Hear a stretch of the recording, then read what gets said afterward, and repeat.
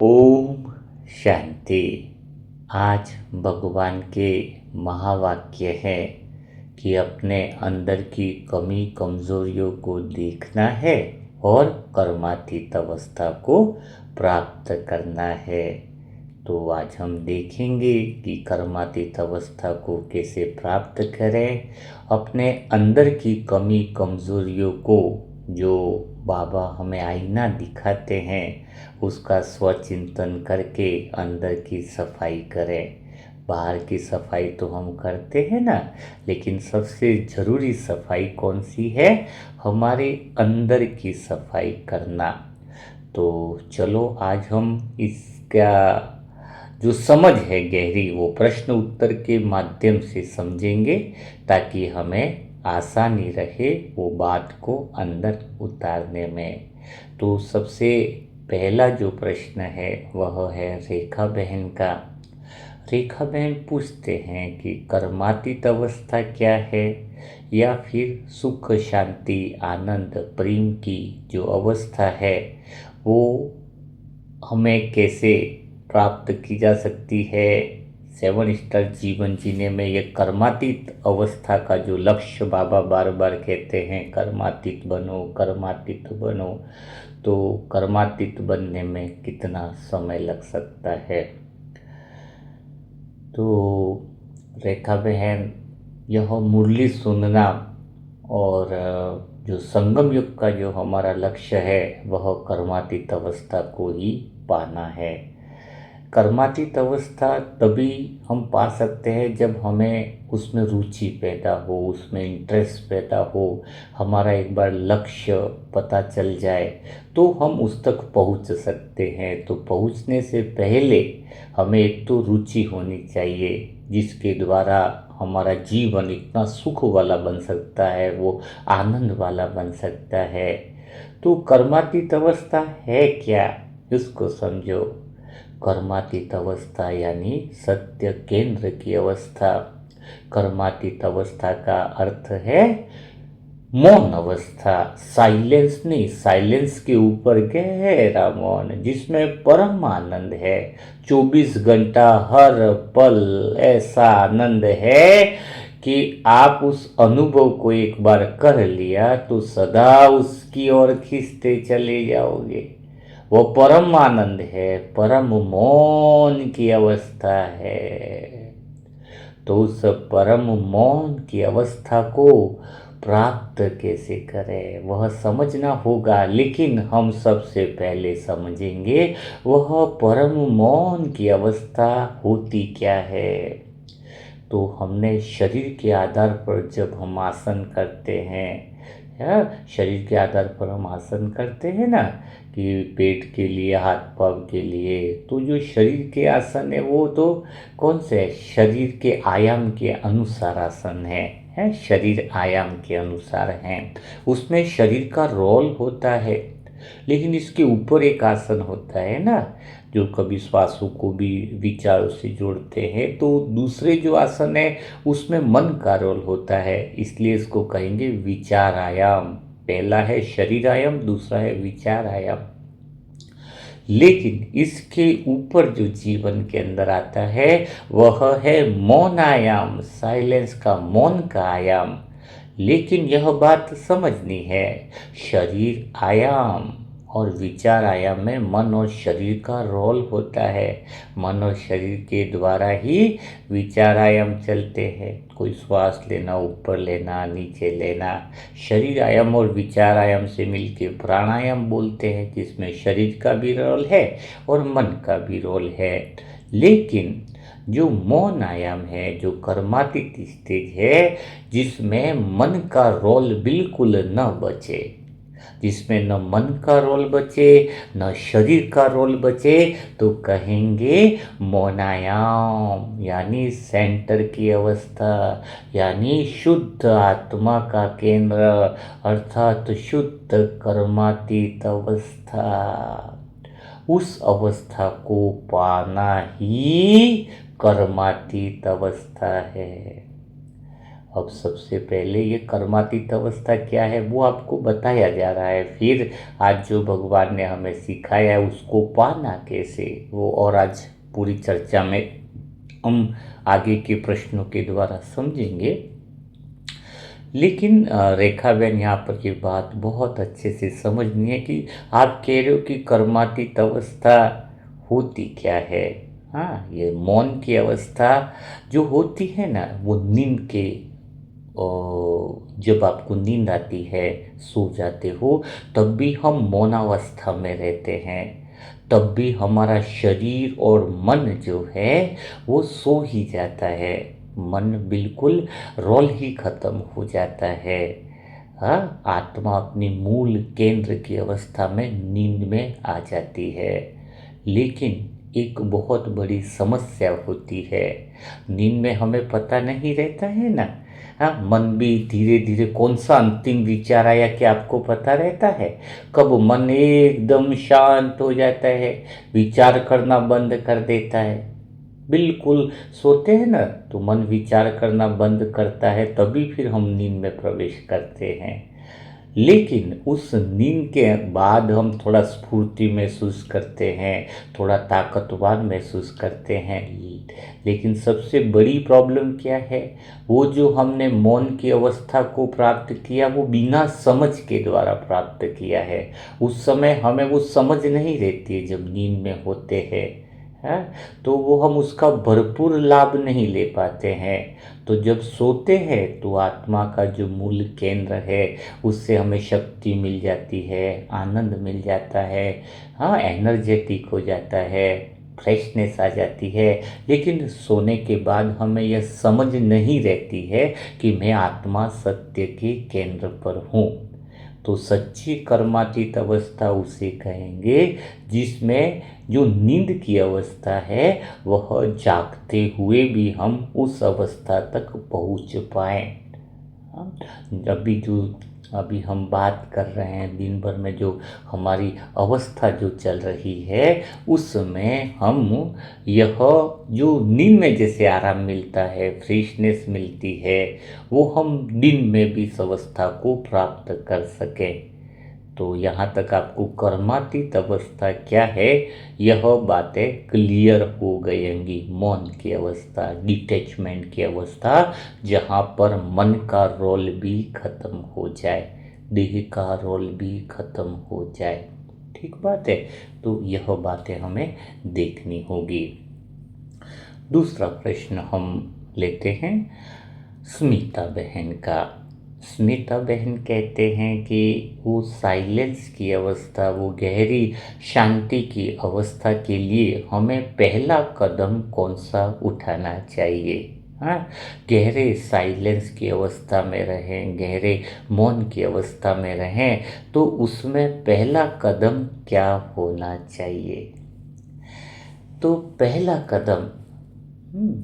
कदम हमें समझ के साथ मौन में प्रवेश करना। पूरब, पश्चिम, उत्तर, दक्षिण जो 4 दिशाएं हैं, तो पूरब यानी पूर्व तैयारी होनी चाहिए। कई बार कई लोग मेडिटेशन करते हैं, ध्यान साधना करते हैं, योग करते हैं, उसमें कई बार 1 घंटा योग किया, बोलते बहुत अच्छा लग गया, जाने अनजाने में वो सत्य के केंद्र पर पहुंच जाते हैं। लेकिन वहाँ से बिना समझ के पहुंच जाना तो उसका फ़ायदा नहीं होता है। फिर बाद में 2 घंटा 4 घंटे बाद वापस अपनी बक बक चालू कर देते हैं। जो सच्चाई में समझ के साथ गहरे साइलेंस में उतरता है उसका जीवन पूर्णतया बाद में भी प्रभावशाली रहता है। दादिया वगैरह सबको 14 साल तक मौन पट्टी में बैठाया गया। मुख का मौन ही नहीं, मन का मौन भी बैठाया गया।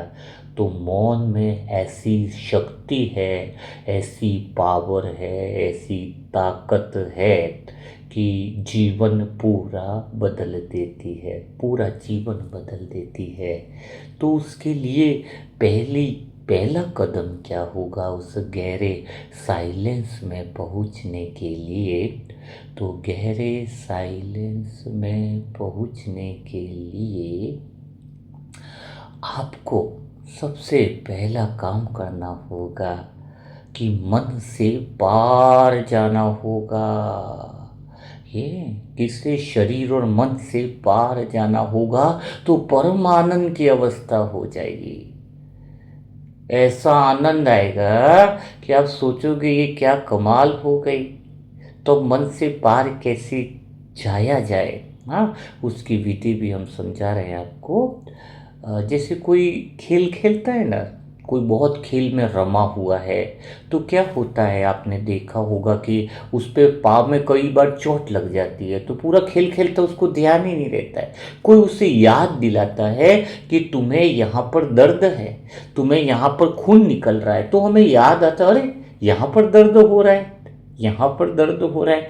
तो तब जाके उसको याद आता, रियलाइज होता है, क्योंकि वो उसमें इतना तल्लीन हो गया, उसे एकदम से मन रहा ही नहीं, गहरे आनंद की अवस्था में चला गया वो। खेल खेल में एकाग्रचित, मानो सेंटर से ही वो सारे कार्यक्रम हो रहे हैं। तो कई बार कई लोग बीमार होते तो बहुत तड़प रहे, लेकिन नींद आने के बाद वो भूल जाते कि उनके शरीर में भी कोई दर्द है। शरीर में, क्योंकि मन जो है, जब उस शरीर से, शरीर में दर्द तब तक है जब मन जो है वो शरीर का एहसास कर रहा है। शरीर में यह दर्द है, उस पर ध्यान है तो दुख है, वरना तो दुख ही नहीं है। तो जब हम हट जाते हैं वहां से तो ध्यान ही नहीं रहता, कोई याद दिलाता है तो दर्द है पता चलता है। अब हमें यह देखना होगा कि सबसे पहली जो सीढ़ी है मौन की, वह है मन से पार जाना। तो मन से पार जाने का अर्थ है शब्दों से पार जाना। किससे पार जाना है? मौन के लिए शब्दों से पार जाना है। अब शब्दों से पार कैसे जाए? तो शब्दों से पार जाने के लिए जो पहली सीढ़ी है, उसमें हमें इस बात का ख्याल रखना होगा कि जो शब्द हमें मिले हैं, जो भी हम दिन भर बोलते हैं, वो जो हमें शब्द मिले हैं, जो मन मानकर बैठा है, मन में जो मान्यताएं चल रही है, उसके ऊपर है गहरा साइलेंस। तो मौन जो है वहां पर शब्दों से नहीं समझाया जा सकता है। एक गूंगा हो और उसे अगर हमने गुड़ खिला दिया तो गुड़ का स्वाद है, वो गूंगा कैसे बताएगा? अनुभव होगा लेकिन बता नहीं पाएगा। वैसे ही वह जो साइलेंस है, जो केंद्र है, उसमें शब्द नहीं बचते हैं। कुछ चीज़ें जो होती है वो साइलेंस की जो होती है वह तो शब्दों में अभिव्यक्त नहीं होती है। तो शब्दों की दीवार गिरा कर हम उस तक पहुँचते हैं। अब शब्दों से पार जाने के अर्थों को समझो आप। तो शब्द कहाँ से लिए हैं आपने? आपको जो दिख रहा है वो सत्य है ही नहीं। बाय चांस आपको पेड़ से गिरा है, कोई पत्ता गिरा, आपको बोलो ये कौन से कलर का है, तो आप बोलोगे पत्ता तो भाई हरे कलर का है। लेकिन हम आपको बोलेंगे ये हरा कलर नहीं है, तो आप बोलोगे कि नहीं ये तो झूठ बोल रहे हो, ये तो हरा कलर ही है।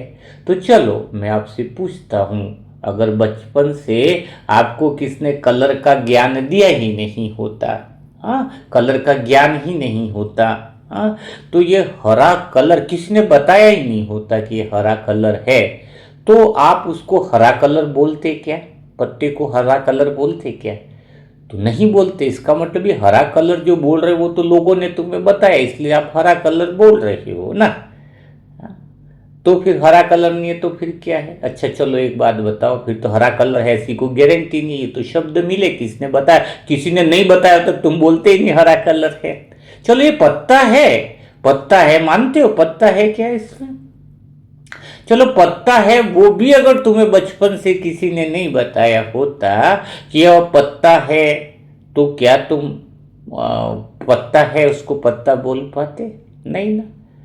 तो ये तो शब्द है ना। अब देखो, तुम पत्ता शब्द भी हटा लो, हरा कलर भी हटा लो, अब जो तुम देख रहे हो वो साइलेंस से देख रहे हो। शब्दों की दीवार गिर गई ना। शब्दों की दीवार गिर गई तो वो साइलेंस प्रकट हो गया कि मैं कुछ नहीं जानता, मुझे कुछ भी नहीं पता है क्या हो रहा है, मुझे कुछ नहीं पता है, मैं तो सिर्फ खाली जान रहा हूँ। जहाँ कुछ नहीं है वहाँ से सब कुछ प्रकट हो रहा है। कुछ भी नहीं जान रहा हूँ, कुछ भी नहीं जान रहा हूँ। हाँ, तो पहला, अगर साइलेंस में जाना है, गहरे मौन में जाना है, तो दुनिया के द्वारा दिए हुए शब्द उधार के छोड़ दो।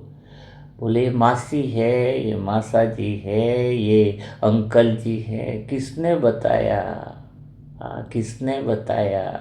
शब्दों की दीवार गिर जाए, हाँ, तो मौन प्रकट होता है, गहरा साइलेंस प्रकट होता है, परम आनंद की अभिव्यक्ति होना शुरू हो जाती है। क्योंकि यह शब्द जो है वो हमें या तो भूतकाल में लेकर जाते हैं या फिर यह शब्द हमें भविष्य में लेकर जाते हैं। और साइलेंस जो उपलब्ध है, गहरा मौन जो उपलब्ध है, वो इसी पल का है, इसी सेकंड है, इसी पल हम वो गहरे साइलेंस में, गहरे मौन में उपलब्ध है। इसी समय हम संपूर्ण कर्मातीत अवस्था का अनुभव कर सकते हैं, जहाँ पर कोई भूतकाल, मन कब भागेगा, मन शब्द कब पकड़ेगा? मन शब्द तब पकड़ता है जब हम भूतकाल को याद करते हैं या फिर भविष्य को पकड़ते हैं। आत्मा की तो कोई कहानी नहीं। इसी समय तुम्हारा मौन उपस्थित है, तुम आत्मा जो सत्य हो, हाँ, तुम जो साइलेंस हो, तुम उपस्थित हो इसी समय प्रेजेंट टाइम में। पहुंचना तो तब होता है जब कहीं दूर जाना हो, दिल्ली से कलकत्ता जाना हो तो पहुंचना पड़ेगा, लेकिन हम है ही हमारा सत्य स्वरूप, तो पहुंचना कहाँ है? खाली दौड़ समाप्त हो जाए। हाँ, अभी भाई कहीं पहुंच, अभी मैं आत्मा हूं तो आत्मा तक ही पहुंचना है, तो मुझे खुद को खुद तक पहुंचना है, तो क्या करना होगा? मुझे सत्य स्वरूप तक पहुंचना है, यानी खुद का खुद के तक पहुंचना है, तो करना क्या होगा? दौड़ को रोकना होगा, मुझे रुक जाना होगा, दौड़ना ही नहीं है। तो अभी ही चलो इसी समय एक काम करो ना, अभी अपन क्या करते हैं, थोड़ा सा अभी इसी समय अनुभव करो, अपन इसी समय करते हैं, स्व अनुभव करते हैं, गहरे साइलेंस का अनुभव करते हैं हम। चलो आंखें चाहो तो बंद कर सकते हो, कुछ नए लोग भी होंगे ना, नए बीके भी होंगे, कुछ नॉन बीके भी हैं, तो आंखें बंद करो और आंखें बंद करके अभी ही ऐसा अभ्यास करो, इसी पल तैयार हो जाओ थोड़े टाइम के लिए। कुछ विचार एक उदाहरण के लिए आपको दिए जा रहे हैं, जिससे आपको पता चले कि वो सत्य क्या है। क्योंकि देखो, शब्दों में तो बताया नहीं जा सकता, लेकिन यह कोशिश की जा रही है ताकि आप उसका क्या कर पाओ, अनुभव कर पाओ। तो आंख बंद करके, हाँ, ऐसे बैठना है आपको, अभी ही बैठना है और अभी ही प्रैक्टिकल में एक बात करनी है कि अब कोई भविष्य नहीं है। अनुभव करो, आप जहाँ पर भी बैठे हो ऑलरेडी आप पहुँच चुके हो, सत्य के केंद्र में पहुँच चुके हो। और जब पहुँच चुके हैं तो कहीं पर भी जाना नहीं है, कहीं पर भी जाना नहीं है, क्योंकि जहाँ जाना होगा वहाँ मन भागना शुरू कर देगा। तो आंख बंद करके ऐसे बैठो कि अब कोई भविष्य ही नहीं है, यहाँ से आपको कहीं जाना ही नहीं है। जब आप स्वयं में यह विचार बार बार लेकर के आओगे कि मुझे कहीं पहुँचना ही नहीं है, मेरा कोई भविष्य ही नहीं है, क्योंकि अब तो मैं वर्तमान में हूँ, तो भविष्य क्या करना है? मैंने खुद को जान लिया, सत्य को पहचान लिया, तो मुझे कहाँ पहुँचने की ज़रूरत ही नहीं है। मेरा कोई भविष्य, अब कोई भविष्य नहीं है। यहाँ से मुझे कहीं जाना नहीं है। क्यों नहीं जाना है? क्योंकि आप हमेशा यहीं के रहने वाले हो। ये बात बार बार दोहराएं कि मेरा कोई भविष्य नहीं, क्योंकि यहाँ से आपको कहीं जाना नहीं है। आप हमेशा के लिए यही रहने वाले हो।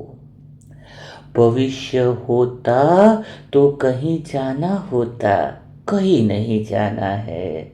ऑफिस में काम करने होते तो जाना होता, पढ़ाई करनी होती तो जाना होता, खाना बनाना होता तो जाना होता, बच्चों को खिलाना होता तो जाना होता, त्योहारों की तैयारी है करनी होती तो जाना होता।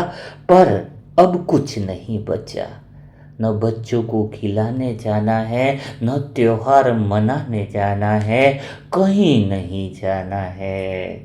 जब आपको कहीं नहीं जाना है का भाव समझ में आ गया, तो मौन की शुरुआत हो जाती है। और अनुभव करो, यही अंतिम सत्य है। यही अंतिम सत्य है। जब हमारी दौड़ समाप्त हो जाती है, जहाँ पहुँचना था वहाँ तुम पहुँचे हुए ही हो। यहाँ से कोई पुरुषार्थ नहीं करना है, न कोई योग लगाने की ज़रूरत है। यहाँ पर कहीं कोई भी भविष्य नहीं, यहाँ पर कुछ भी करना शेष नहीं। यही अंतिम सत्य है। गहरी शांति की अवस्था है, परम मौन की अवस्था है।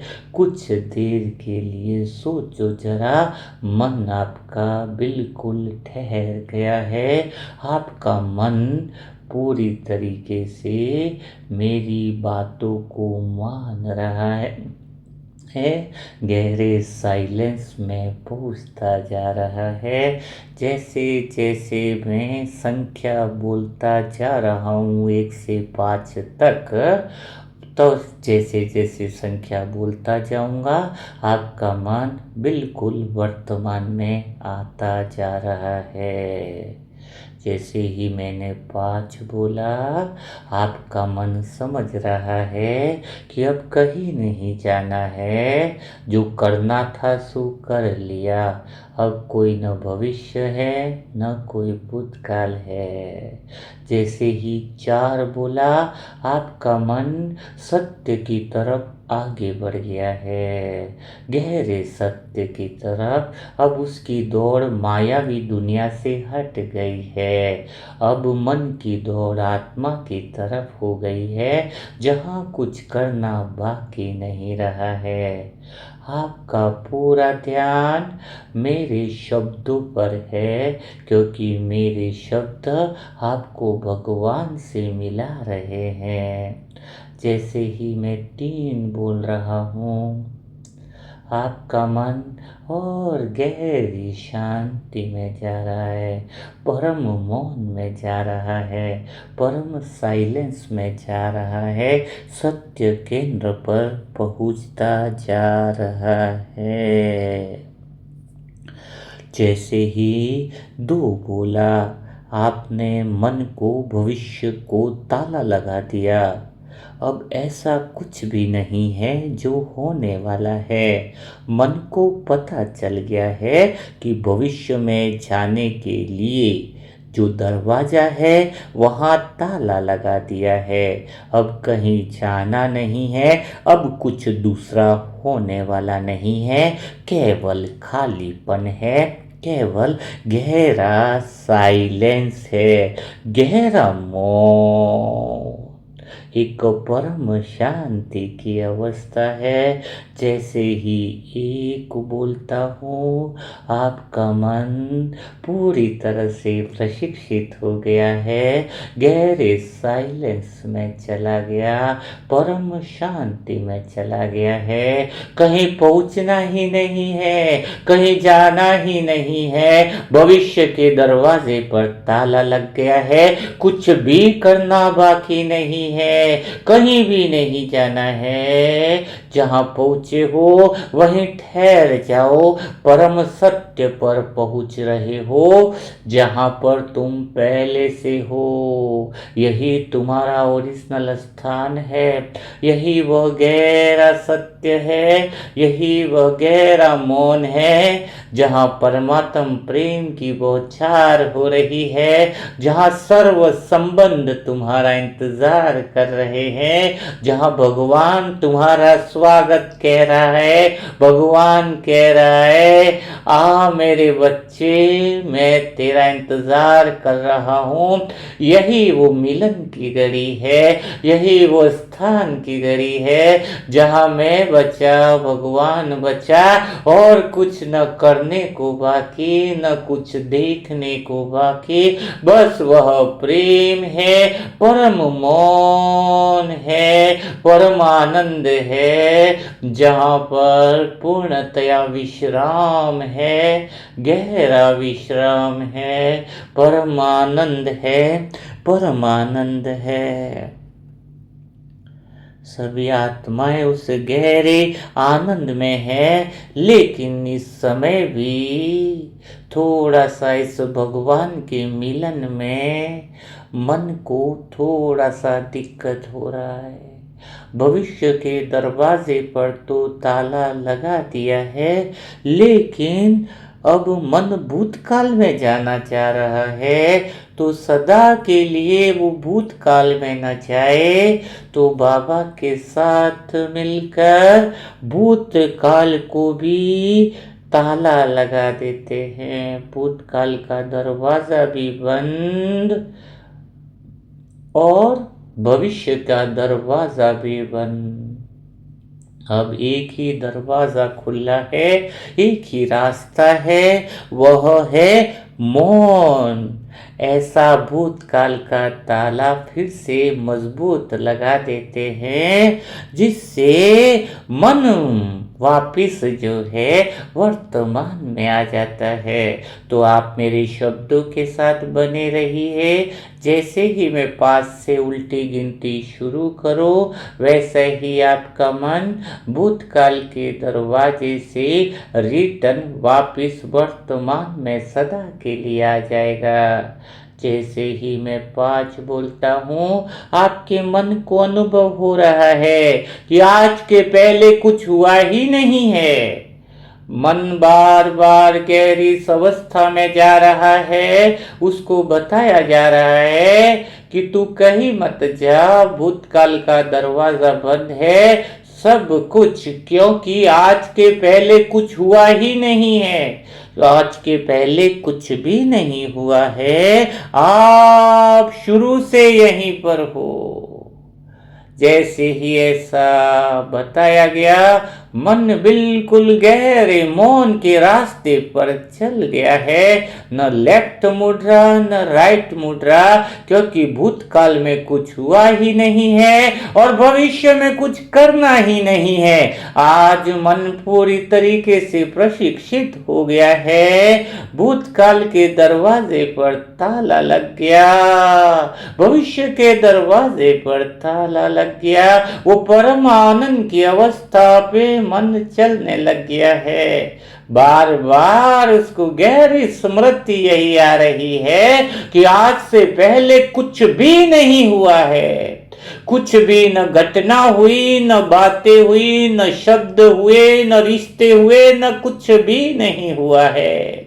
और आज के बाद कहीं कुछ होने वाला नहीं है, क्योंकि आज के बाद तो कहीं पहुंचना भी नहीं है। जहां पहुंचना है वहां पहुंच चुके हो। जैसे ही 4 बोला मन और आगे बढ़ता जा रहा है, गहरे साइलेंस में जा रहा है। भगवान के प्रेम की गली अति सकरी है, जहां पर कोई दूजा न आए तो वर्तमान की गली है।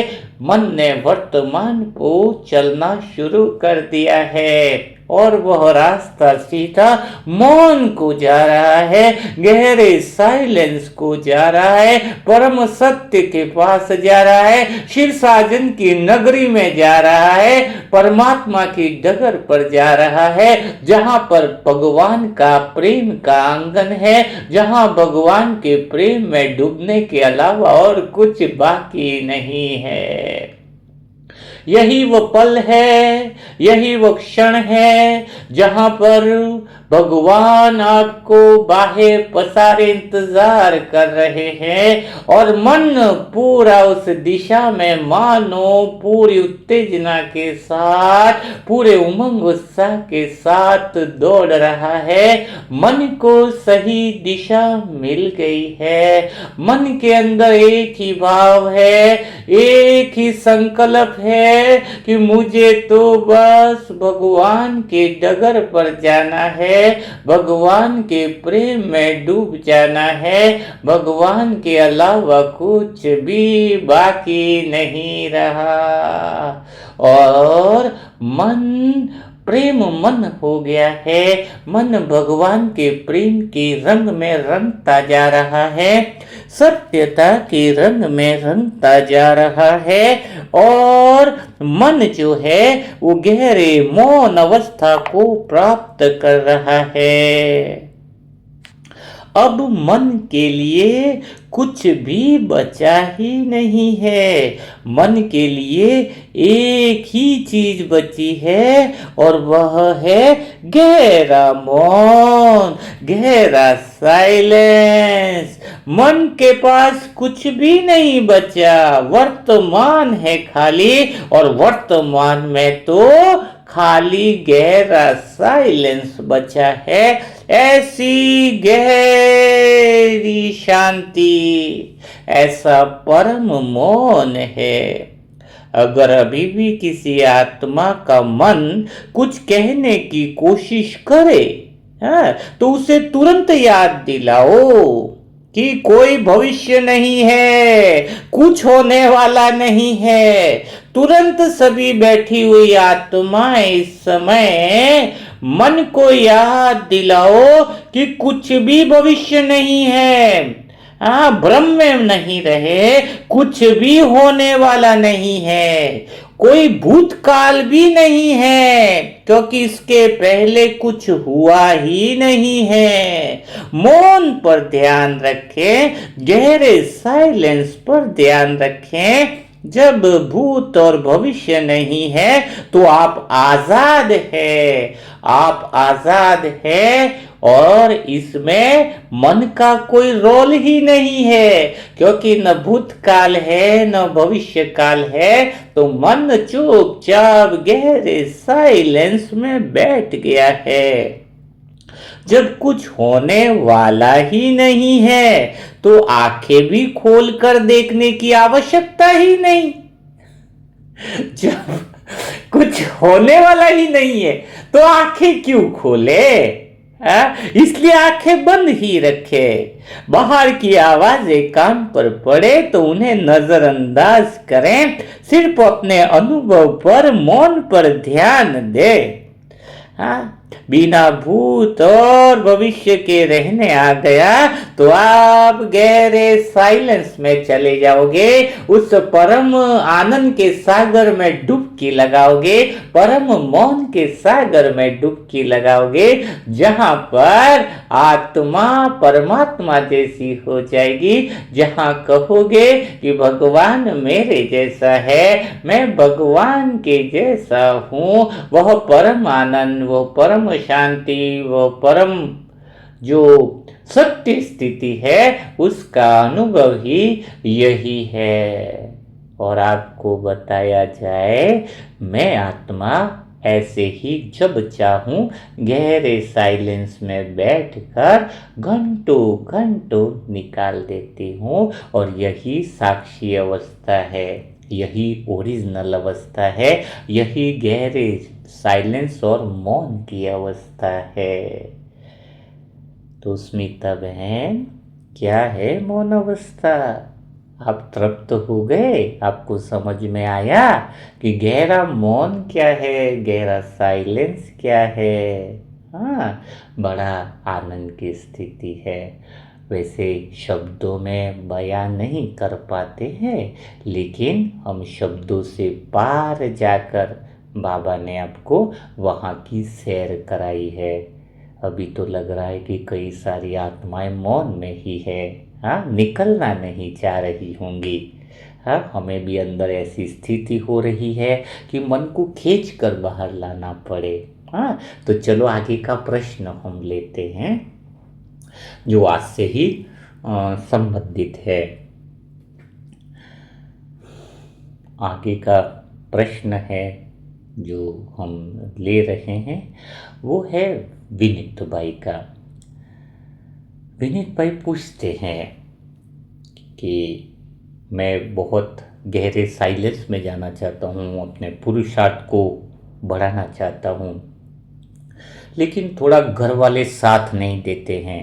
घर वाले हमेशा हर बात का विरोध करते हैं, और सेंटर में भी जब कोई पूछूं तो मुझे सही तरीके से जवाब नहीं देते हैं। हाँ, सेंटर में भी जब भी पूछूं तो ऐसा है वैसा, मुझे अब सेंटर भी इतना जाने का मन नहीं लगता है। हाँ, तो फिर क्या करूँ, कुछ समझ में नहीं आता। मेरे पास ऐसी परिस्थितियाँ नहीं हैं जिससे मैं आगे बढ़ पाऊँ। घर में भी वो माहौल नहीं, सेंटर में भी वो माहौल नहीं, तो मुझे क्या करना चाहिए? हाँ, तो देखो विनीत भाई, जो पूछ रहे हैं, हो सकता है कई लोगों की प्रॉब्लम्स हो। कई लोग कहते हैं ना कि हमारे पास घर की जिम्मेदारियां बहुत है। कई लोग कहते हैं कि सेंटर में हमें सहयोग नहीं मिलता है, दीदी ऐसी है, या वो वैसे हैं, या वो वैसे हैं। हाँ, तो सबसे बड़ी जो बात है, क्या प्रॉब्लम्स हो सकती है, तो कैसे बढ़ा जाए विनीत भाई? चलो इसको छोटी सी कहानी से हम समझते हैं। एक ऑफिस में एक ऑफिस में बहुत अच्छे पद पर जो एक भाई था, उसने एक अनाउंसमेंट किया सभी कर्मचारियों के लिए कि आप जिससे जलते थे, जो आपके प्रोग्रेस में सबसे ज़्यादा रुकावट था, आपकी प्रोग्रेस में जो रुकावट करने वाला था, आपके प्रमोशन में जो रुकावट करने वाला था, उसकी आज मृत्यु हो चुकी है। क्या अनाउंसमेंट किया कि सुबह जो है वो आज मृत्यु होगी। कई सारे लोग थे, इतने सारे, पर कुछ लोगों को उन्होंने बोला कि तुम विशेष कार्य करने वाले हो तो तुम्हें अनाउंसमेंट तो पता कराना ज़रूरी है। जो मेन पद पे थे उन सबको बोला कि जो तुम्हारी प्रोग्रेस में रुकावट करने वाला था वो इंसान मर चुका है, और वह अंदर ताबूत में रखा हुआ है, और आप उसको जाके अंतिम दर्शन कर लीजिए, अंतिम दर्शन कर लीजिए। हाँ, लेकिन बाहर आकर के किसी को बताना नहीं है कि कौन मरा है। हाँ, अपना आकर के शांति में कुर्सी पर बैठकर उसके लिए प्रार्थना करो। ठीक बात है। तो सभी लोग गए, एक एक करके जाना था कि भाई, वो सोचे यार मेरा कंपेटिटर जो था वो ही मर गया, तो अब तो प्रोग्रेस अच्छी होगी ना। हाँ, हाँ, तो प्रोग्रेस बढ़िया सुंदर होगी। तो वो एक एक करके जाए, बाहर आते एकदम चेहरा अलग सा हो जाए, पर आकर के बैठे, बात तो करनी नहीं थी। तो एक भाई जिसको हमेशा बहुत ज़्यादा शिकायतें थी, हाँ, ऑफिस में ये कर्मचारी ऐसा, वो मुझे अच्छे से काम नहीं करने देता, ये नहीं करने देता, वो नहीं काम करने देता। हाँ, उसने उसको समझ में आया कौन हो सकता है वो, शायद बोले वो वाला जो एमडी होगा वो तो नहीं मर गया कहीं, कहीं वो दोस्त था जो आगे पद पर था मुझे और आगे नहीं बढ़ने देता, कहीं वो तो नहीं मरा, वो मरा हो तो और बढ़िया। सब कुछ वो देखे, और जैसे ही ताबूत के पास वो पहुंचा अंदर, तो ताबूत को खोला उसने कि कौन मरा है देखो, बहुत एक्साइटमेंट था उसको। तो अंदर एक बड़ा आईना रखा था, और उसमें जैसे उसने देखा तो खुद का चेहरा दिखा, और ऊपर लिखा था कि आप ही अपने जीवन में सफलता की रुकावट हो। आपसे बड़ा कोई रुकावट करने वाला नहीं है जीवन में, प्रोग्रेस में। तो उसको समझ में आया सारी बात की बॉस क्या कहना चाह रहे हैं। तो विनीत भाई, ये जो बहाने हैं ना संगम युग में, जब आपको अगर किसी एक में कमी लगे कि ये इंसान में कुछ कमी है तो उसके बारे में जरूर सोचना चाहिए। लेकिन तुम्हें जब दुनिया के काफी सारे लोगों में कमी दिखाई दे तो खुद के बारे में सोचना चाहिए कि मेरे अंदर ही कहीं गड़बड़ है। जिस दुनिया में तुम कह रहे हो कि ये बुरा है वो बुरा है, तो अगर सेंटर की दीदी बुरी लगती है तो फिर दूसरे लोग उनको क्यों प्यार करते हैं? बताओ क्यों प्यार करते हैं? अगर बुरे हैं तो फिर सबके लिए बुरे होने चाहिए, आपके लिए बुरे क्यों हैं? आपके लिए घर वाले बुरे क्यों हैं? आपके लिए वो व्यक्ति बुरा क्यों है? दूसरों के लिए तो अच्छा है। तो कहीं ना कहीं, हाँ, कहीं ना कहीं क्या करना होगा? कहीं ना कहीं आपको यह समझना होगा कि कमी आपके अंदर है। कमी आपके अंदर है। और कमी क्या है?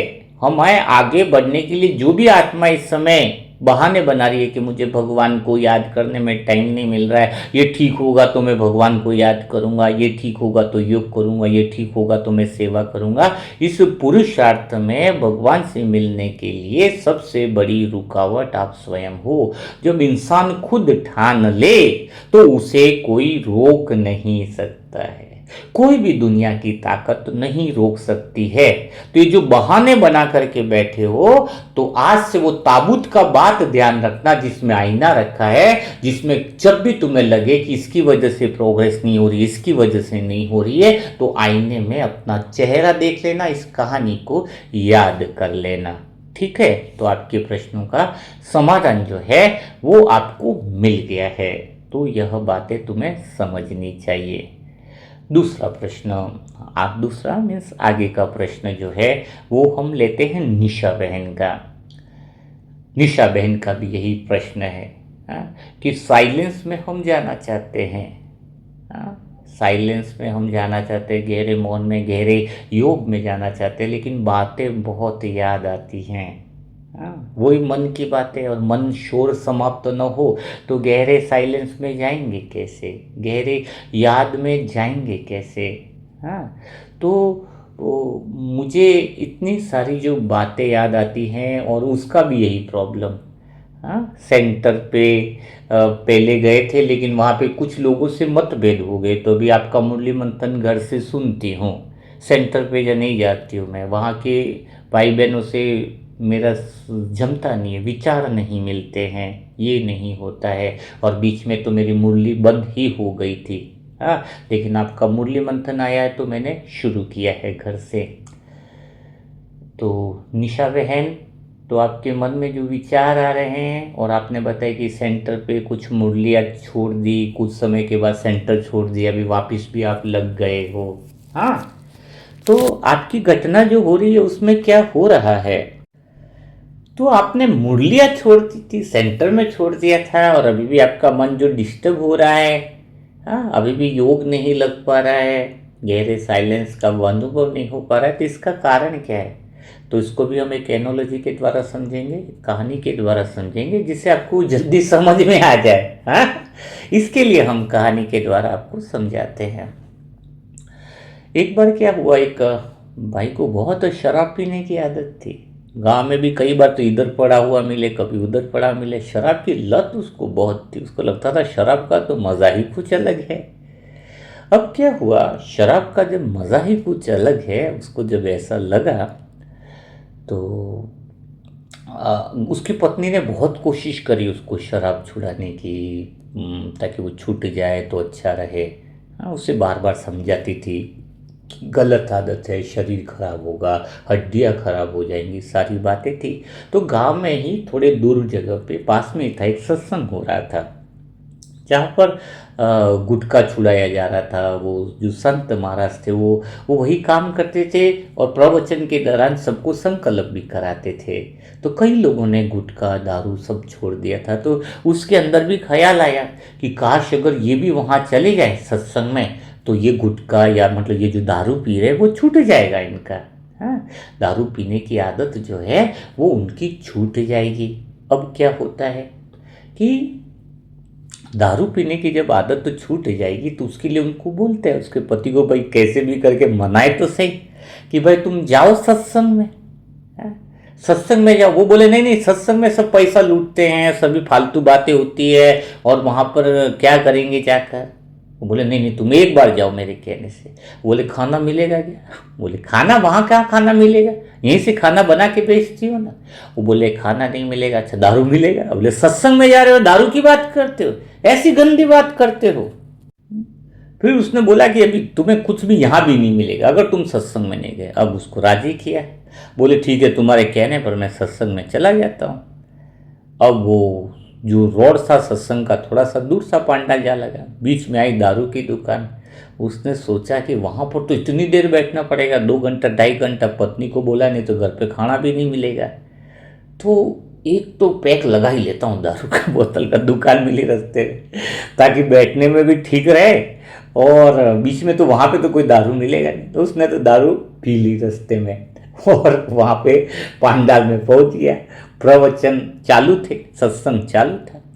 तो वो ऐसी जगह बैठा जहाँ पे एक डंडा था, खंबा था, उसको थोड़ा सा पास में बैठ गया, क्योंकि उसको धीरे धीरे नशा चढ़ने लग गया था। दारू पिया तो नशा। उधर सत्संग चालू, संत जी प्रवचन सुनाए कि अभी गुटखा वगैरह कितना शरीर को नुकसान करता है। शरीर तो तुम्हारा मंदिर है, उसमें कोई भी गलत चीज तुम्हें नहीं चढ़ानी है। आज तुम्हें बड़े बड़े संकल्प लेने। अब जैसे वो प्रवचन सुनाए और वो जैसे ही नशा मुक्ति की बातें करे, जिसको नशा चढ़ा था वो बिल्कुल ऐसे झूमे, बिल्कुल ऐसे ऐसे झूमे है। संत को लगा कि इसको मेरी बात बड़ी समझ में आ रही है, वो तो मेरी बातों में खो गया है। बाकी सारे लोग भी थे, पर उसको देख करके संत बड़े खुश हो रहे थे कि देखो भगवान की कृपा, कि इसको कितना मजा आ रहा है, कितना झूम रहा है। और संत जी फॉर्म में आए। शराब तो बहुत खतरनाक चीज होती है, इसको तो कभी हाथ ही नहीं लगाना चाहिए, उसको तो टच ही नहीं करना चाहिए। और उधर उसको नशा और ज्यादा चढ़ा, और अच्छे से झूमने लगा। संत जी और खुश हो गए कि आज तो मजा आ गया, आज तो देवी कृपा हो गई, आज तो भागवत सफल हो गई, जो उसको समझ में भी आ रही है, बाकी को लोग। फिर शुरू किया संकल्प लेना कि चलो फिर जिसको भी बातें समझ में आई हो और जिसने दृढ़ निश्चय करा हो, आज मेरे सामने इधर माइक पर अनाउंसमेंट करे कि आज से मैं गुटखा नहीं लूंगा, दारू नहीं पीऊंगा, या जो भी छोड़ना चाहो। लेकिन जो संकल्प लोगे वो भगवान के सामने है तो पूरा करना ही पड़ेगा। सबने एक एक करके किया, संकल्प किया, सबने एक एक चीज करके वो संकल्प किया। उतनी देर में उसको बोले उसको भी तो वो इतना मजे में ले रहा है, तो उसको भी बोलो कि आ जाओ भाई, संकल्प आप भी ले लो, कुछ ऐसा हो। वो बोले कि संत जी वो इसलिए नहीं झूम रहा है, वो तो दारू पी के झूम रहा है, वो तो हमारे गांव का ही है, वो कई बार तो नाली में पड़ा मिला, कभी उसको यहाँ मिला, वो कहीं बोले इधर मिला, ऑलरेडी पीता है। इसको बोलो, संत गुस्सा हुए, बोले आ गया। फिर वो आ गया, फिर थोड़ा थोड़ा करके लड़खड़ाता है। बोले तुम भी संकल्प करना चाहोगे? तो फिर माइक पे लिया, उसने भी संकल्प करना शुरू किया कि मैं भी आज से छोड़ देता हूं। संत ने कहा मैं भी आज से छोड़ देता हूं, पर क्या छोड़ते वो पूरा बोलना पड़ेगा। नहीं तो कल तुम बोलोगे कि मैंने तो बताया नहीं था कि क्या छोड़ूंगा। नहीं, बताओ कि क्या छोड़ता हूं। फिर से वो एक ही बात बोले कि मैं आज से छोड़ देता हूं। 2 बार बोला, 3 बार बोला, नहीं तुम बताओ कि तुम क्या छोड़ना चाहते हो, वो संकल्प लो। तो वो कहता है कि मैं आज से सत्संग में आना छोड़ देता हूं, संकल्प लेता हूं। अब वो क्या बोलता है कि मैं यहाँ आना छोड़ देता हूं, सत्संग में आना छोड़ देता हूं। यही बात है विनीत भाई, तुम्हारी भी, सबकी, बहन की, यानी निशा बहन की। निशा बहन ने पूछा है ना, हम क्या करते हैं? मुरली मंत्र जाते हैं, सत्संग जाते हैं, अच्छे संग में जाते हैं, कोई बात ऐसी होती है तो हम बुराई नहीं छोड़ते, हम सत्संग ही छोड़ देते हैं, हम आश्रम ही छोड़ देते हैं, मुरलियाँ छोड़ देते हैं। छोड़ना क्या था? जबकि अपना अहंकार छोड़ना था, अपनी गलत वृत्तियाँ छोड़नी होती है, अपनी गलत बातें छोड़नी होती है। लेकिन हम क्या छोड़ रहे हैं? जरा पूछो ना अपने आप से। हमें छोड़ना क्या है? हमें छोड़ना है, सेंटर नहीं छोड़ना है, भगवान का सत्संग नहीं छोड़ना है। कोई बात बुरी लगती है तो बुरी लगने की आदत को छोड़ना है। जब हम कहते हैं कि उसके अंदर दोष है, तो दूसरे में दोष है, इस विचार में दोष है, उसमें दोष नहीं है। दोष किस में है? दोष हमारे विचार, इस विचार में दोष है कि दूसरों में दोष है, यह विचार ही ना आए। तो आज से पक्का करो, कुछ भी हो जाए बात, न मुरली मंथन मिस करो, न सेंटर मिस करो, न किसी दीदियां हैं सब है उनके साथ न व्यवहार है जो उसको मिस करो। उसको मिस नहीं करो। तो यहां पर ये बातें समझनी होगी तुम्हें, तो तुम्हारा मन शांत रहेगा। मन शांत कैसे होता है? सिंपल है, जैसे कोई पानी में कोई मिट्टी डाल दिया, गंदगी हो गई पानी में, पानी साफ नहीं दिखाई दे रहा है, तालाब हो कुआं हो वहां पर भी कुछ छोटा सा हो तो उसमें कोई डाल दिया गंदगी, तो थोड़े टाइम बाद देखो, 1 घंटे बाद देखो आप, वापिस पानी साफ मिलेगा? क्यों मिलेगा? वो गंदगी वो अंदर नीचे चली जाएगी, उसमें कुछ मेहनत नहीं करनी होती है, सब कुछ स्वतः ही हो जाता है, सब कुछ स्वतः ही हो जाता है।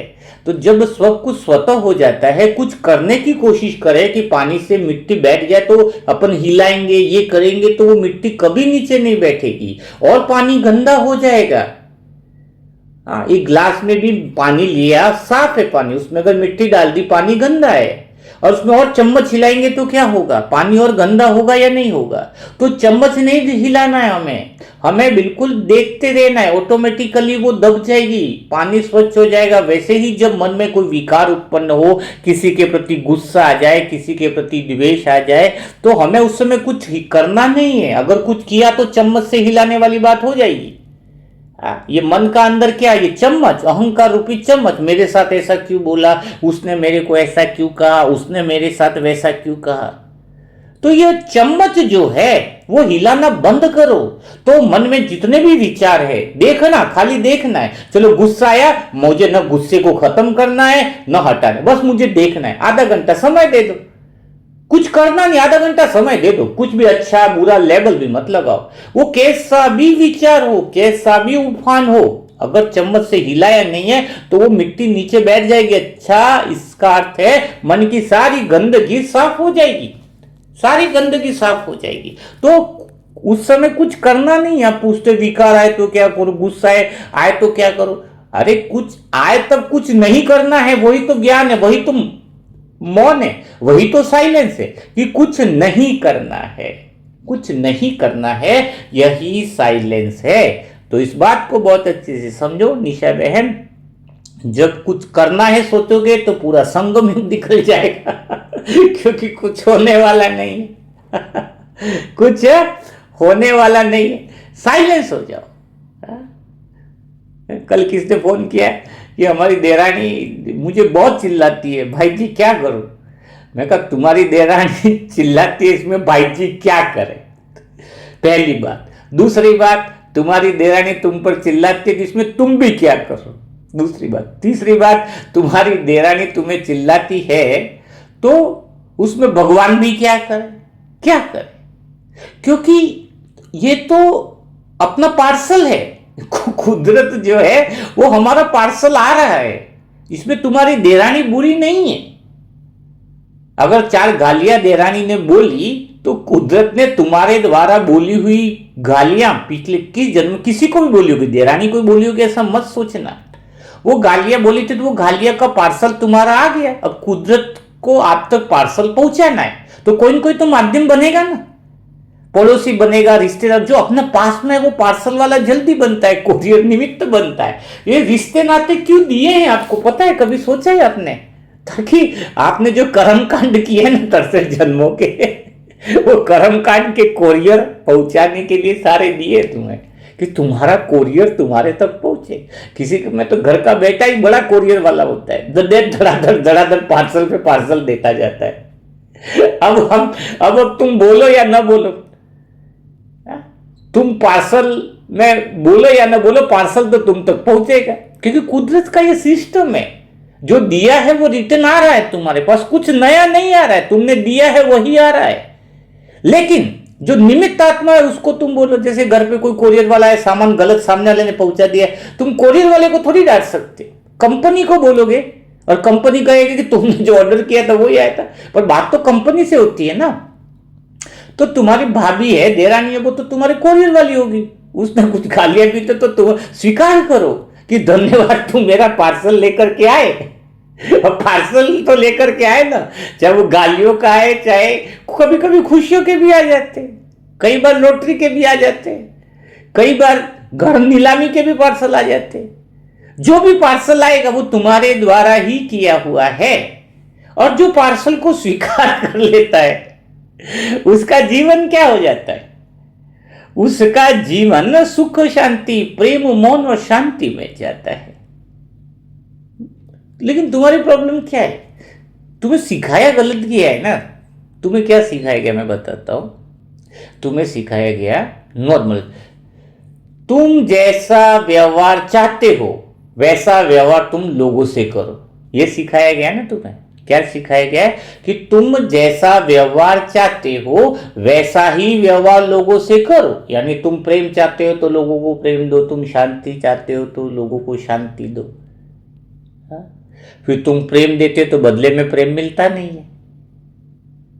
ये तो कर ही रहे ना, तुम प्रेम दे रहे हो। घर में भी कई बार देखते ना, हम प्रेम देते तो प्रेम कहाँ मिल रहा है? तो लाइन कहाँ फिट बैठी? लाइन कहां पे फिट बैठी? लेकिन यहां पर तीसरे एंगल से असली सत्य को समझो। क्या लिखो, आज से लाइन लिख दो डायरी में कि आप यह चाहो, आप यह चाहते हो कि आप जो हो उसको जानकर लोग आपके साथ व्यवहार करें।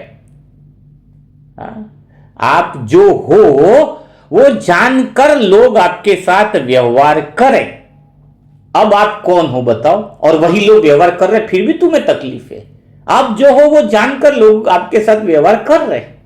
आप क्या जानकर व्यवहार कर रहे हो बताओ? आप बोल रहे हो मैं आत्मा हूं, सुख और दुख से परे हूं। असली सत्य में तो ये मान और अपमान से परे हूं। हमने कुदरत को भी ये मैसेज किया है कि हम आत्मा है, सत्य में हम अडल है, अचोल है। वरदान में कैसा लिखते हो, मैं महावीर आत्मा हूं। तो तुम हो वैसा ही तो दुनिया व्यवहार तो कर रही है, उसमें तुम्हें तकलीफ क्या है? तुम आत्मा हो, तुम्हें न निंदा का फर्क न सम्मान का फर्क। तो निंदा के भी डोज दे रहे तो तुम्हें तकलीफ क्यों है? तुम तो परे हो ना, निंदा और मान अपमान से परे हो, तो अपमान भी कर रहे, तो क्या दिक्कत? अगर फिर भी तुम्हें बुरा ही लग रहा है तो फिर तुम बोलो कि मैं आत्मा नहीं हूं भाई मैं तो शरीर हूं। मेरे को कोई बात बोले तो बुरी लगे तो फिर हम नित्य तारीफों की लिस्ट ले ले आपको। एक भाई था, उसको बुरा लग, मैं कहा फिर तो आत्मा बोलना छोड़ दे, आत्मा समझना छोड़ दे, फिर हम तेरे को कल से कुछ नहीं समझाएंगे, कल से तेरी तारीफ के पुल बांधेंगे, तू बहुत अच्छा, तू ये है वो है। लेकिन जब तू आत्मा बोल रहा है तो तेरी कमी भी बतानी पड़ेगी, निंदा भी, स्तुति। जब हम है ही तो तुम ये अपने आप को तैयार तो करो। तुम बोलोगे कि अगर सच में स्वीकार कर लोगे कि मैं जो हूं वैसा ही लोग मेरे को, वो समझ कर लोग मेरे से व्यवहार करें, तो तुम जो हो वैसा ही व्यवहार तो कर रहे हैं। लेकिन तुम स्वीकार क्यों नहीं कर रहे? आत्मा जो सत्य केंद्र में है वो तो सुख और शांति से, यहां की नॉर्मल सुख और दुख से परे है, निंदा स्तुति से परे है, मान अपमान से परे है, भूतकाल और भविष्य से परे है। तो फिर तुम्हें तकलीफ किस बात की हो रही है? तकलीफ किस बात की हो रही है? कोई दो बातें बोले तो बुरी क्यों लग रही है? या तो दो बातें बोले तो तुरंत अपने आप को बुरी लगे तो फिर बोलो अपने आप को, अरे भाई मैं आत्मा नहीं हूं इसलिए मुझे बुरी लग रही है, और आत्मा हूं तो बुरी नहीं लगनी चाहिए। और तुम चाहते हो कि तुम आत्मा हो तो फिर तुम्हारे साथ तो ऐसा व्यवहार होगा और होना भी चाहिए, ताकि हम जो है वैसा बने रहे ना। तभी तो डॉक्टर के पास मरीज नहीं आएंगे, तो डॉक्टर डॉक्टर कैसे कहलाएगा? डॉक्टर डॉक्टर कहलाएगा बताओ? नहीं कहलाएगा ना। तो तुम आत्मा हो, निंदा स्तुति से परे हो, मान अपमान से परे हो, तो अपमान की 10 डोज तो आने चाहिए ना तुम्हारा, तभी तो तुम आत्मा कहलाओगे ना और थोड़े ब्रह्मा बाबा के पास भी तो दोनों डोज आए, दादियों के पास भी, ऐसा तो है नहीं वो चलता ही आ रहा है। ब्रह्मा बाबा ने कहा जैसे मैं आत्मा हूं, मान अपमान से परे हो, तो दे धनाधन कितने लोग उसके बुराई करने के पीछे आ गए, ब्रह्मा बाबा के पीछे। क्या तुम कर रहे हो? कौन से सबको फंसा रहे हो करने? कितना अपमान हुआ, अखबारों में आया, पूरे घरों में विरोध हुआ, लेकिन ब्रह्मा बाबा तो टीके रहे, हाँ भाई मैं आत्मा हूं, इसलिए दोनों बातें आएंगी। स्वीकार करो, स्वीकार करो। स्वीकार भाव आया तो आत्मा हो, अगर स्वीकार नहीं कर पा रहे हो तो अभी भी देह के भान में हो। देह की बातों में हो, फिर वो परम मौन की अवस्था में भी नहीं हो। तो आज से लाइन लिखो कि मैं जो हूँ वो समझकर लोग मेरे साथ व्यवहार करते हैं। इसमें कुछ नया नहीं है, कुछ उल्टा बोल रहे तो भी बोलने चाहिए, क्योंकि मैं तो हुई कर्मातीत आत्मा। तो आज चेक करने की बारी है, ठीक है।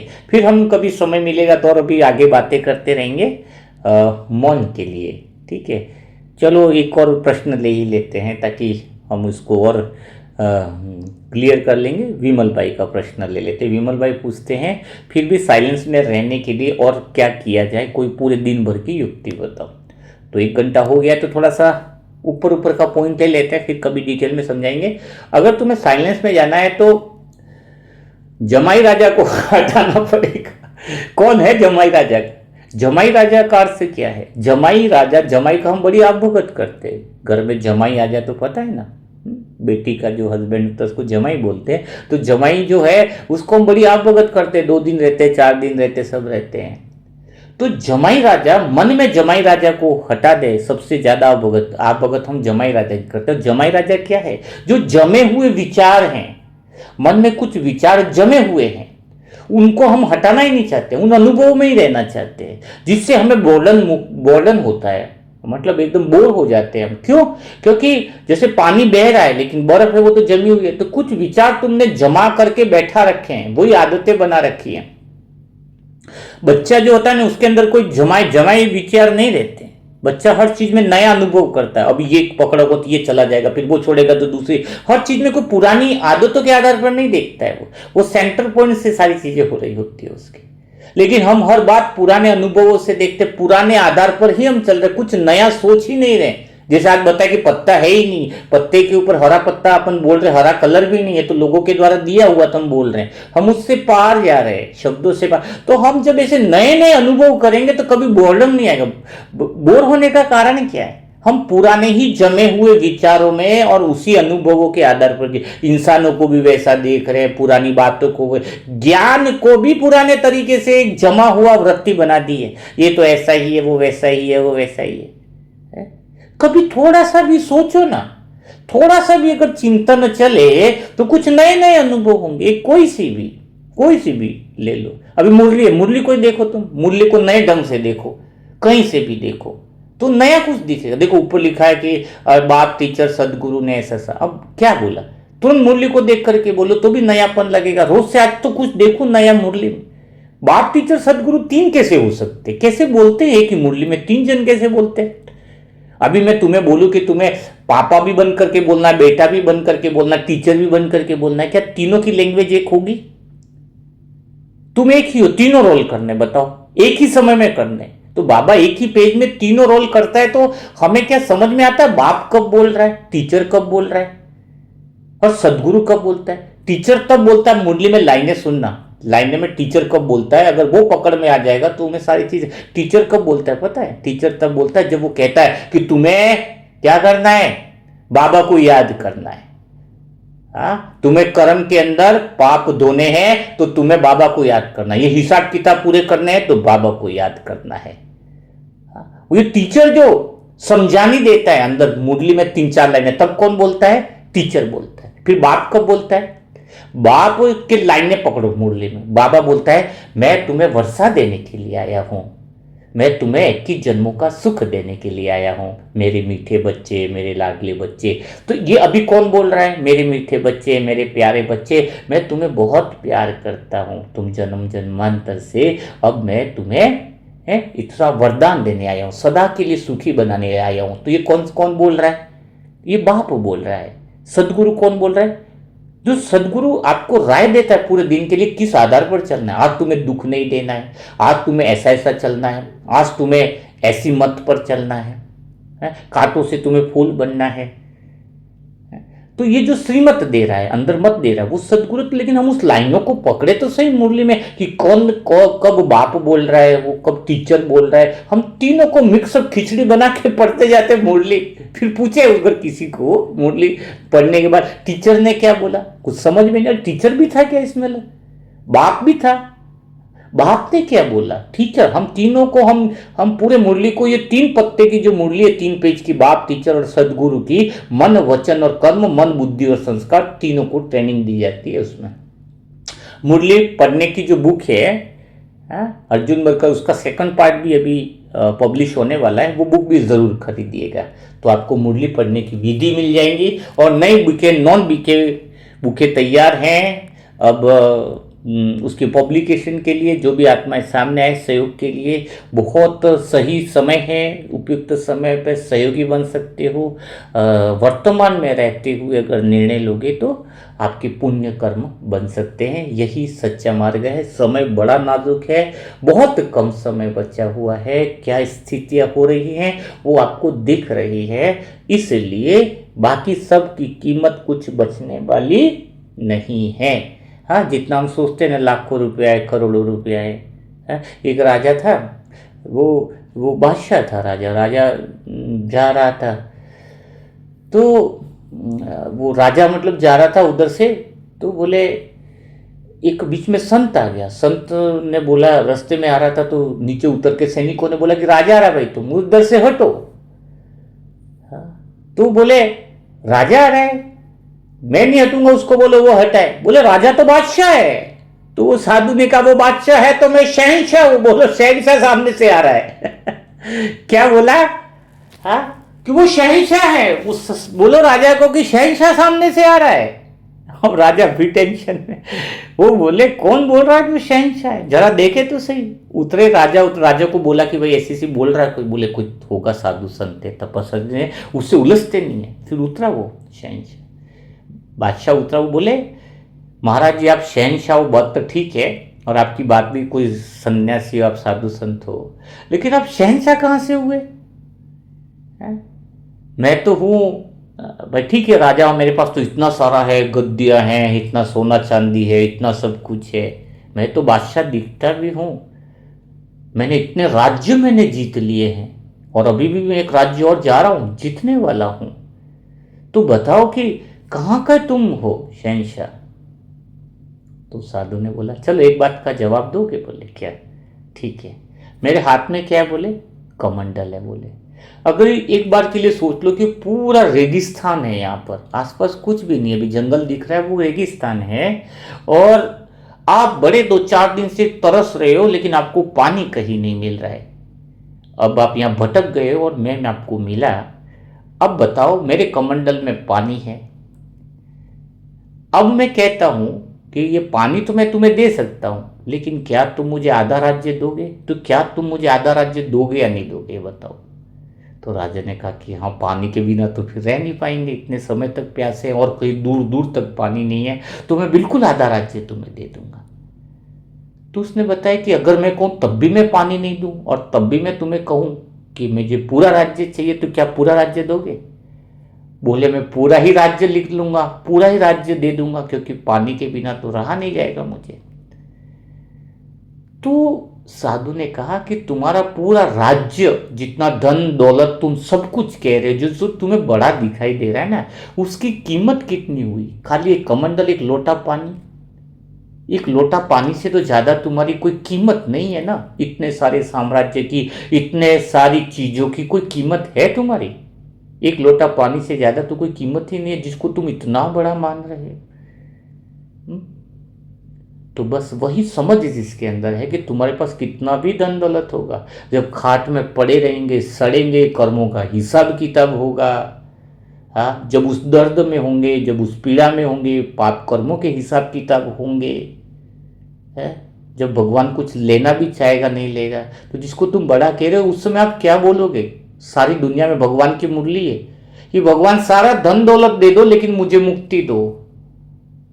करोड़ों रुपया ले लो, पवित्र आत्माओं के आगे ढेर लगेंगे, जो तुम पवित्र आत्मा भी बोलते हो कि पैसा नहीं है, बोलेंगे हमें थोड़ा सा सुख शांति की अंजलि दे दो, हमारा करोड़ों ले लो, अरबों ले लो, लेकिन तब वो धन भी सफल नहीं गिना जाए, और उस धन की कोई कीमत नहीं रहेगी, क्योंकि इतनी पीड़ा मन भुगतेगा। आसक्ति, आसक्ति यानी कभी भी आ सकती है, उसे कहेंगे आसक्ति।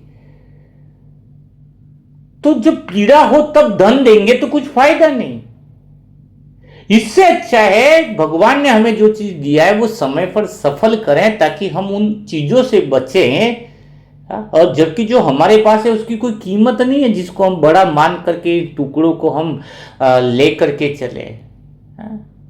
पहले लोगों का दिल कैसा था, सोने जैसा था तो सोने के सिक्के थे, लोगों का दिल कैसा हो गया फिर, थोड़ा सा कम हुआ द्वापर युग में तो चांदी के सिक्के आए, अब तो लोगों का दिल इतना काला हो गया कि लोहे के सिक्के आ गए। उस लोहे के सिक्के और कागज के टुकड़ों के पीछे इंसान पागल हो रहा है, जिसकी कोई समझ नहीं है, जिसको बड़ा मान करके बैठा है, खुद से बड़ा, पुण्य से बड़ा, भगवान से बड़ा, सेवा से बड़ा। तो फिर इसलिए कह रहे हैं कि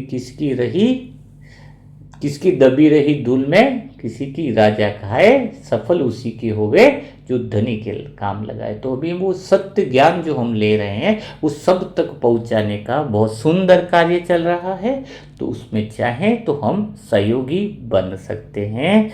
तो आज का मूल्य मंथन कैसा लगा? क्या आप मौन तक पहुंचे, गहरे साइलेंस का अभ्यास किया आपने?